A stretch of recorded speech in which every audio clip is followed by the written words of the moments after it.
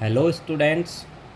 तो आपका टॉपिक चल रहा था सॉल्यूशन। आज होगा टाइप्स ऑफ सॉल्यूशन। सॉल्यूशन के टाइप कितने होते हैं, इसको दो बेस पर डिवाइड किया जाता है। Number first, on the basis of solute and solvent. इसकी जो अमाउंट है सोल्यूट और सोलवेंट की, उसके बेस पर अगर हम इसको क्लासीफाई करते हैं तो दो ग्रुप बनते हैं सॉल्यूशन के। एक सैचुरेटेड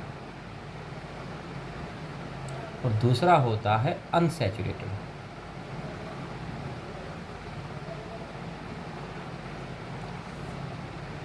सैचुरेटेड का मतलब होता है भाई, इसको एक एग्जांपल से आप समझ सकते हैं।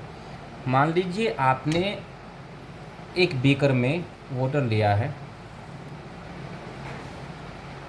और उसमें आपने NaCl का एक चम्मच इसमें डाल दिया और उसको डिज़ोल्व कर दिया। वो डिज़ोल्व हो गया। उसके बाद फिर आपने दो चम्मच डाल, एक चम्मच और डाला, फिर डिज़ोल्व किया, फिर हो गया। फिर उसके बाद एक चम्मच और डाला, उसके बाद वो डिज़ोल्व होना बंद हो गया। तब ये बन गया आपका सैचुरेटेड सॉल्यूशन। यानी कि जितना NaCl इसमें डिज़ोल्व हो सकता था उतना NaCl डिज़ोल्व हो चुका है। उसी सॉल्यूशन को हम कहते हैं सैचुरेटेड। अब इसमें और NaCl आप डिज़ोल्व नहीं कर सकते।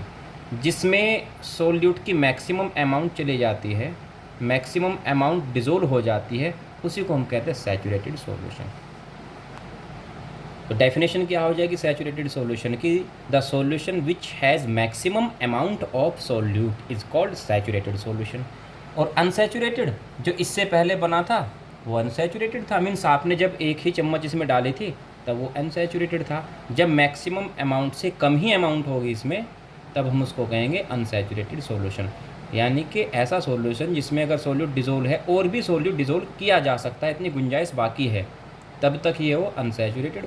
और जब गुंजाइश ख़त्म हो जाएगी, यानी कि डिज़ोल्व होने की जो लिमिट है वो ख़त्म हो जाएगी, तब आपका हो जाता है सैचुरेटेड सॉल्यूशन। नेक्स्ट है on the basis of physical state. Physical state यही आपका इम्पोर्टेंट है।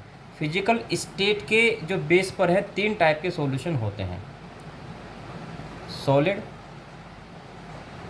लिक्विड और गैस सॉल्यूशन। सॉलिड सॉल्यूशन का मतलब होगा जब सॉल्वेंट का काम सॉलिड करेगा, यानी कि जिसमें कोई चीज़ घुलनी है, जिसमें कोई चीज़ डिज़ोल्व होनी है, वो सॉलिड चीज़ है, तो सॉलिड सॉल्यूशन। अगर सॉल्वेंट का काम लिक्विड कर रहा है, लिक्विड सॉल्यूशन, और सॉल्वेंट का काम गैस कर रहा है, तब होगा आपका गैस सॉल्यूशन। सॉलिड में सॉल्यूट कौन कौन से हो सकते हैं? तो सॉलिड में तीन टाइप के सॉल्यूट हो सकते हैं।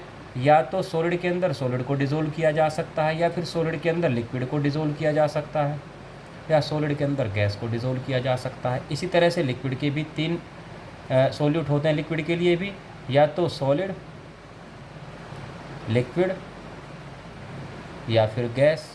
ऐसे गैस के लिए भी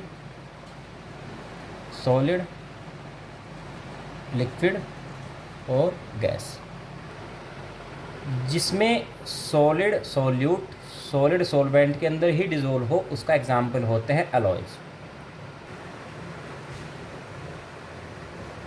एलॉय जैसे कि ब्रोंज, स्टील।